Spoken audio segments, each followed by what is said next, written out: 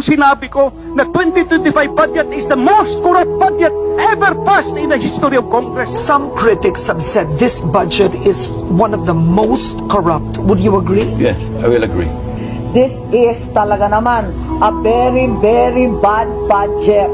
Ito po ang pinaka-corrupt.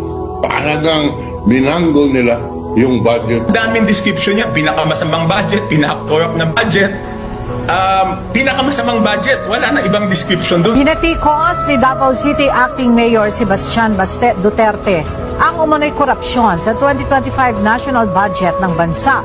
Ito rin anya ang maituturing na pinaka-corrupt budget sa kasaysayan ng Pilipinas. Lahat naman ay nag-agree na ito'y pinaka-corrupt na budget sa buong kasaysayan ng Pilipinas. Naniniwala ako na ito na yung pinaka, ano ba tawag natin dito?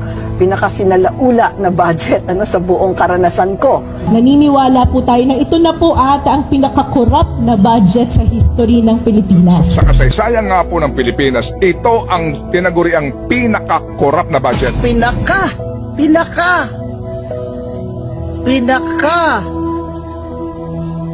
corrupt na budget sa buong mundo. Itong budget na to ay tapakabulok, walang kwenta. Isang malaking scam ang unconstitutional 2025 budget ng Budol Marcos administration.